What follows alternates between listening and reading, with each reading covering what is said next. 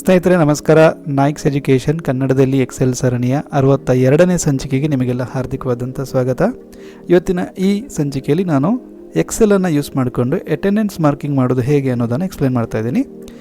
ಸ್ನೇಹಿತರೆ, ನಮಗೆ ಸ್ಕೂಲ್ಗಳಲ್ಲಿ, ಕಾಲೇಜುಗಳಲ್ಲಿ ಅಥವಾ ಬೇರೆ ಯಾವುದೇ ಇನ್ಸ್ಟಿಟ್ಯೂಟ್ಗಳಲ್ಲಿ, ಟ್ರೈನಿಂಗ್ ಇನ್ಸ್ಟಿಟ್ಯೂಟ್ಗಳಲ್ಲಿ ಅಟೆಂಡೆನ್ಸ್, ನಮ್ಮ ಪಾರ್ಟಿಸಿಪೆಂಟ್ಸ್ಗಳ ಅಟೆಂಡೆನ್ಸನ್ನು ಮಾರ್ಕ್ ಮಾಡಬೇಕಾಗುತ್ತೆ. ಅದಕ್ಕೋಸ್ಕರ ನಾವು ಹಿಂದೆ ಎಲ್ಲ ಏನು ಮಾಡ್ತಾಯಿದ್ವಿ ಅಂತಂದರೆ ರಿಜಿಸ್ಟರ್ ಮೇಂಟೈನ್ ಮಾಡ್ತಿದ್ವಿ. ಅಂದರೆ ಅಟೆಂಡೆನ್ಸ್ ಹಾಜರಿ ಪುಸ್ತಕ ಅಂತ ನಾನು ಮೇಂಟೈನ್ ಮಾಡ್ತಾಯಿದ್ವಿ. ಅದರಲ್ಲಿ ಎಷ್ಟು ವಿದ್ಯಾರ್ಥಿಗಳು ಅಟೆಂಡ್ ಆಗಿದ್ದರು, ಎಷ್ಟು ವಿದ್ಯಾರ್ಥಿಗಳು ಅಬ್ಸೆಂಟ್ ಆಗಿದ್ದರು, ಈ ಥರ ಮಾರ್ಕ್ ಮಾಡ್ತಾಯಿದ್ವಿ. ಆದರೆ ಇವಾಗ ಪರಿಸ್ಥಿತಿ ಹಾಗಿಲ್ಲ. ನಾವೆಲ್ಲ ಕಂಪ್ಯೂಟರೈಸ್ ಆಗ್ತಾಯಿದ್ದೀವಿ. ಅದೇ ಥರ ಎಕ್ಸೆಲನ್ನು ಯೂಸ್ ಮಾಡಿಕೊಂಡು ಹೇಗೆ ನಾವು ಅಟೆಂಡೆನ್ಸನ್ನು ಮಾರ್ಕಿಂಗ್ ಮಾಡ್ಬೋದು ಅನ್ನೋದನ್ನು ನಾನು ಇವತ್ತು ಎಕ್ಸ್ಪ್ಲೇನ್ ಮಾಡ್ತಾಯಿದ್ದೀನಿ. ಎಕ್ಸೆಲ್ ಕೂಡ ನಮಗೆ ತುಂಬಾ ಹೆಲ್ಪ್ ಆಗುತ್ತೆ ಅಟೆಂಡೆನ್ಸನ್ನು ಮಾರ್ಕ್ ಮಾಡೋದಕ್ಕೆ. ಸೊ ನಾನು ಇಲ್ಲಿ 2 ಮೆಥಡಲ್ಲಿ ಎಕ್ಸ್ಪ್ಲೇನ್ ಮಾಡ್ತಾಯಿದ್ದೀನಿ. ಒಂದು, ನಮ್ಮ ನಾರ್ಮಲ್ ಹಳೆ ವರ್ಷನ್ ಎಕ್ಸೆಲ್ ಇದ್ದವರು ಈ ಥರ ಈ ಫಸ್ಟ್ ಮೆಥಡನ್ನು ಯೂಸ್ ಮಾಡ್ಕೋಬೋದು. ಅದಲ್ಲದಿದ್ದರೆ ಹೊಸ ವರ್ಷನ್ ಎಕ್ಸೆಲ್ ಇದೆ ಇದಂತಂದರೆ ಅದರಲ್ಲಿ ನಾವು ಚೆಕ್ ಬಾಕ್ಸ್ಗಳನ್ನು ಯೂಸ್ ಮಾಡಿಕೊಂಡು ಮಾಡ್ಬೋದು.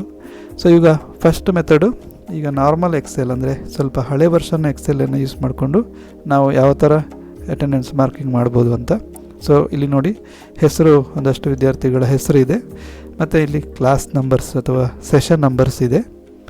ಸೊ ಇಲ್ಲಿ ನಾವು ಸ್ಟೂಡೆಂಟ್ಸ್ಗಳು ಅಥವಾ ಪಾರ್ಟಿಸಿಪೆಂಟ್ಸ್ಗಳು ಎಷ್ಟು ಜನ ಅಟೆಂಡ್ ಆಗಿದ್ದರೆ ಪಿ ಅಂತ, ಅಬ್ಸೆಂಟ್ ಆಗಿದ್ದರೆ ಎ ಅಂತ ಹಾಕ್ಕೋಬೋದು.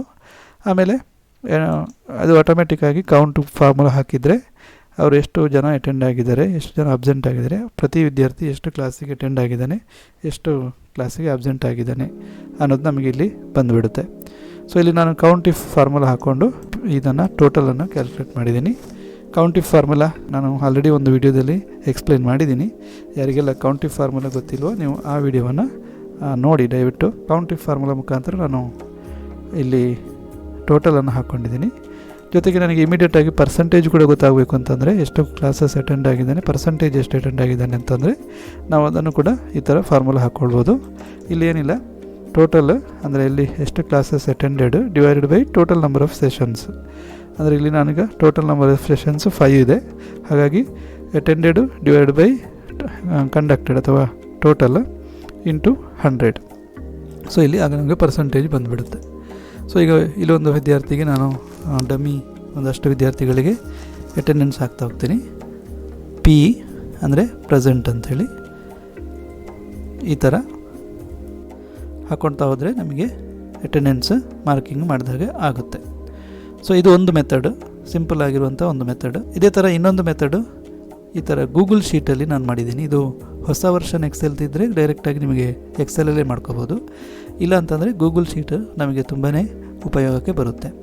ಇಲ್ಲಿ ಏನಿಲ್ಲ, ಇಲ್ಲಿ ಇನ್ನೂ ಸುಲಭವಾಗಿ ಮಾಡ್ಬೋದು. ಉದಾಹರಣೆಗೆ ಇಲ್ಲಿ ನಾನು ಚೆಕ್ ಬಾಕ್ಸ್ಗಳನ್ನು ಹಾಕ್ಕೊಂಡಿದ್ದೀನಿ. ಚೆಕ್ ಬಾಕ್ಸ್ ಹಾಕಿದಾಗ ಈಗ ಈ ಥರ ಹಾಕ್ಕೊಂಡ್ರೆ ಇದನ್ನು ನಿಮಗೆ ಕ್ಲಿಕ್ ಮಾಡಿದರೆ ಇಲ್ಲಿ ಅವ್ರದ್ದು ಆಟೋಮೆಟಿಕ್ಕಾಗಿ ಟೋಟಲ್ ಬಂದುಬಿಡುತ್ತೆ, ಪರ್ಸೆಂಟೇಜ್ ಬಂದುಬಿಡುತ್ತೆ. ಮತ್ತು ನಾನು ಇನ್ನೂ ಒಂದು ಅಡ್ವಾನ್ಸ್ ಆಗಿ ಕಲರ್ ಕಾಂಬಿನೇಷನ್ ಮಾಡ್ಕೊಂಡಿದ್ದೀನಿ. ಗ್ರೀನ್ ಇದ್ದರೆ ತೊಂದರೆ ಇಲ್ಲ, ಅವನು ಅಟೆಂಡೆನ್ಸ್ ಬೇಕಾದಷ್ಟು ಇದೆ ಅಂತ. ಇಲ್ಲಾಂದರೆ ರೆಡ್ ಇದ್ದರೆ ಅವನಿಗೆ ಅಟೆಂಡೆನ್ಸ್ ಶಾರ್ಟೇಜ್ ಇದೆ, ಅವನು ಫೈನ್ ಕಟ್ಟಬೇಕಾ, ಇಲ್ಲ ಎಕ್ಸಾಮ್ ಕೂತ್ಕೊಳ್ಳಿಕ್ಕೆ ಅವಕಾಶ ಇಲ್ಲ, ಆ ಥರದ್ದೇನಾದರೂ ಕಾನ್ಸಿಕ್ವೆನ್ಸನ್ನು ಫೇಸ್ ಮಾಡಬೇಕಾಗುತ್ತೆ. ಸೊ ಇದು ಒಂದು ಮೆಥಡು. ಈಗ ನಾನು ಇದನ್ನು ಹೇಗೆ ಮಾಡಿದ್ದೀನಿ ಅಂತ ಎಕ್ಸ್ಪ್ಲೇನ್ ಮಾಡ್ತೀನಿ. ಫಸ್ಟಿಗೆ ಇಲ್ಲಿರುವ ಚೆಕ್ ಬಾಕ್ಸ್ಗಳನ್ನು ನಾನು ಕ್ಲಿಯರ್ ಮಾಡ್ಕೊಳ್ತೀನಿ. ಎಲ್ಲ ಚೆಕ್ ಬಾಕ್ಸ್ಗಳನ್ನು ಕ್ಲಿಯರ್ ಮಾಡ್ಕೊಂಡಾಯಿತು. ಇಲ್ಲಿ ಫಾರ್ಮುಲಾ ಇದೆ, ಇದನ್ನು ಕೂಡ ಕ್ಲಿಯರ್ ಮಾಡ್ಕೊಳ್ತೀನಿ. ಸೊ ಈಗ ನಾನು ಇಲ್ಲಿ ಹೇಗೆ ಚೆಕ್ ಬಾಕ್ಸ್ಗಳನ್ನು ಹಾಕ್ಕೊಂಡಿದ್ದು ಅಂತ. ಸೊ ಚೆಕ್ ಬಾಕ್ಸ್ಗಳು ಇಲ್ಲಿ ಇನ್ಸರ್ಟಲ್ಲಿ ಸಿಗುತ್ತೆ. ಇನ್ಸರ್ಟಲ್ಲಿ ಚೆಕ್ ಬಾಕ್ಸ್ ಅಂತ ಇದೆ ನೋಡಿ. ಇಲ್ಲಿ ಇದನ್ನು ನೀವು ಒಂದು ಸೆಲ್ಗೆ ಹಾಕ್ಕೊಂಡ್ಮೇಲೆ ಇದನ್ನು ಎಷ್ಟು ಸೆಲ್ಗೆ ಬೇಕೋ ಅಷ್ಟು ಸೆಲ್ಗಳಿಗೆ ಡ್ರ್ಯಾಗ್ ಮಾಡ್ಕೋದು, ರೈಟ್ ಸೈಡಿಗೆ ಮತ್ತು ಡೌನ್ ಸೈಡ್ಗೆ. ಈಗ ಇದನ್ನು ಈ ಥರ ಚೆಕ್ ಹಾಕ್ಕೊಂಡ್ರೆ, ಅಂದರೆ ಕ್ಲಿಕ್ ಮಾಡಿದರೆ ಎಷ್ಟು ಅಟೆಂಡ್ ಆಗಿದ್ದಾರೆ, ಅದನ್ನು ಬ್ಲ್ಯಾಂಕ್ ಬಿಟ್ಟರೆ ಎಷ್ಟು ಅಬ್ಸೆಂಟ್ ಆಗಿದ್ದಾರೆ ಅಂತ. ಸೊ ಇಲ್ಲಿಗ ನಾವು ಫಾರ್ಮುಲಾ ಹಾಕುವ, ಟೋಟಲ್ ಬೇಕಲ್ಲ. So is equal to count if ಅಂತ ಹಾಕಿ ರೇಂಜ್ ಸೆಲೆಕ್ಟ್ ಮಾಡ್ಕೋಬೇಕು. ರೇಂಜ್ ಅಂತಂದರೆ ಆ ವಿದ್ಯಾರ್ಥಿಯ ಅಟೆಂಡ್ ಆಗಿರುವಂಥ ಇಡೀ ಒಟ್ಟು ರೇಂಜು, ಅಂದರೆ ರೋ ವೈಸ್. ಆಮೇಲೆ ಕೊಮ ಹಾಕಿ ಕ್ರೈಟೀರಿಯನ್ ಹಾಕಬೇಕು. ಕ್ರೈಟೀರಿಯನ್ ಏನಿಲ್ಲ, ಟ್ರೂ ಅಂತ ಒಂದು ಟೈಪ್ ಮಾಡಿದರೆ ಆಯಿತು. ಟ್ರೂ ಅಂತ ಟೈಪ್ ಮಾಡಿ ಎಂಟರ್ ಕೊಟ್ಟರೆ ನಮಗೆ ಇಲ್ಲಿ ಆಟೋಮೆಟಿಕ್ಕಾಗಿ ಟೋಟಲ್ ಬಂದುಬಿಡುತ್ತೆ. ಇದನ್ನು ನಾವು ಈ ಥರ ಹಾಕ್ಕೊಂಡ್ರೆ ಇಲ್ಲಿ ನೋಡಿ, ಇಲ್ಲಿ ಕ್ಲಿಕ್ ಮಾಡಿದ ಕೂಡಲೇ ನಂಬರ್ ಜಾಸ್ತಿ ಆಗುತ್ತೆ. ಸೊ ಇದು ಚೆಕ್ ಬಾಕ್ಸ್ಗಳನ್ನು ಹಾಕ್ಕೊಂಡು ಅಟೆಂಡೆನ್ಸ್ ಹಾಕುವಂಥದ್ದು. ಸೊ ಟೋಟಲು ಫಾರ್ಮುಲಾ ಹಾಕೋದು, ಆಮೇಲೆ ಇದು ಚೆಕ್ ಬಾಕ್ಸನ್ನು ಇನ್ಸರ್ಟ್ ಮಾಡಿ ಹಾಕಿರುವಂಥದ್ದು. ಈಗ ಇಲ್ಲಿ ನಾವು ಇದನ್ನು ನೆಕ್ಸ್ಟ್ ಇಲ್ಲಿಗೆ ಡ್ರ್ಯಾಗ್ ಮಾಡಿಕೊಂಡು ಇಲ್ಲಿ ನಾನೀಗ ಕಲರ್ ಕಾಂಬಿನೇಷನ್ ಹೇಗೆ ಮಾಡಿದ್ದು ಅಂತ ಪರ್ಸಂಟೇಜು ಇದು ಕೂಡ ಏನು ಫಾರ್ಮುಲಾ ಹಾಕಿರುವಂಥದ್ದೇ. ಇಲ್ಲಿ ಏನಿಲ್ಲ, ಟೋಟಲ್ ಎಷ್ಟು ಅಟೆಂಡ್ ಆಗಿದ್ದಾರೋ divided by total number of sessions. ಇಲ್ಲಿ ಎಷ್ಟು total number of sessions 5. So 5 divided by 5 into 100 ಅಂದರೆ 100% ಅಟೆಂಡ್ ಆಗಿದ್ದಾರೆ ಅಂತ. ಓಕೆ, ಸಪೋಸ್ ಒಂದನ್ನು ತೆಗೆದರೆ 4 ಡಿವೈಡೆಡ್ ಬೈ 5 ಇಂಟು 100 ಅಂದರೆ 4/5 ಇಂಟು 100 ಅಂದರೆ 80% ಅಟೆಂಡ್ ಆಗಿದ್ದಾರೆ ಅಂತ. ಸೊ ಈಗ ನಾನು ಒಂದು ಕಲರ್ ಕಾಂಬಿನೇಷನನ್ನು ಮಾಡಿದ್ದೀನಿ. ಅಂದರೆ ಫಾರ್ ಎಕ್ಸಾಂಪಲ್ ಒಂದು 70%ಗಿಂತ ಜಾಸ್ತಿ ಇದ್ದರೆ ಅವನು ಸೇಫ್ ಅಂತ, ಗ್ರೀನ್ ಕಲರ್. 60ರಿಂದ ಅಥವಾ 50ರಿಂದ 69 ಒಳಗೆ ಅಥವಾ 70ರಿಂದ 70 ಕಡಿಮೆ 70 ಒಳಗೆ ಇದ್ದರೆ ಅವನು ಸ್ಯಾಟಿಸ್ಫ್ಯಾಕ್ಟ್ರಿ ಅಂತ, ಅಂದರೆ ಅವನು ಜಾಗೃತೆಯಾಗಿ ಇರಬೇಕು ಅಂತ.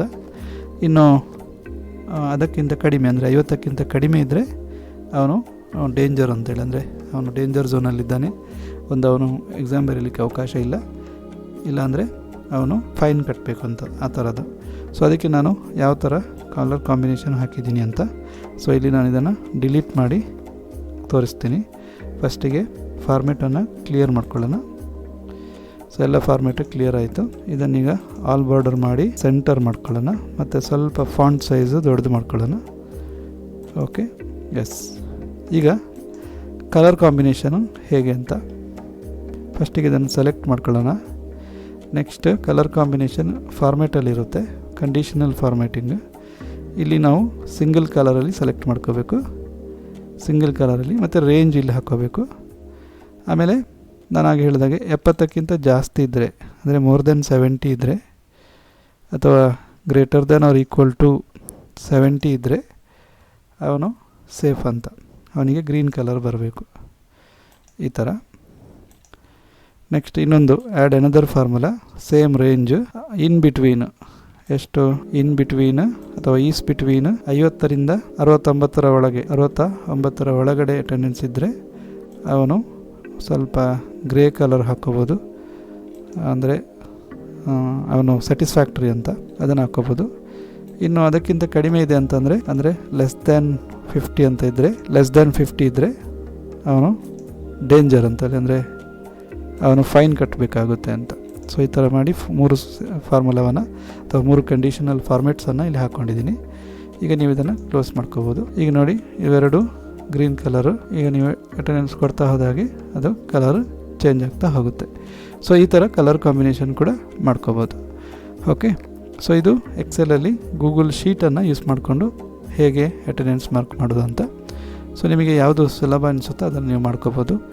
ಬಟ್ ಗೂಗಲ್ ಶೀಟಿಗೆ ಒಂದು ಏನಪ್ಪ ಅಂತಂದರೆ, ನೀವು ಕ್ಲಾಸಲ್ಲಿ ಅಟೆಂಡೆನ್ಸ್ ಮಾರ್ಕಿಂಗ್ ಮಾಡ್ತೀರಿ ಅಂತಂದರೆ ಕ್ಲಾಸಲ್ಲಿ ನಿಮ್ಮ ಸಿಸ್ಟಮ್ಗೆ ಇಂಟರ್ನೆಟ್ ಫೆಸಿಲಿಟಿ ಇರಬೇಕು, ಇಲ್ಲ ಅಂತಂದರೆ ಅದು ಓಪನ್ ಆಗೋದಿಲ್ಲ ಅಥವಾ ಸೇವ್ ಆಗೋದಿಲ್ಲ.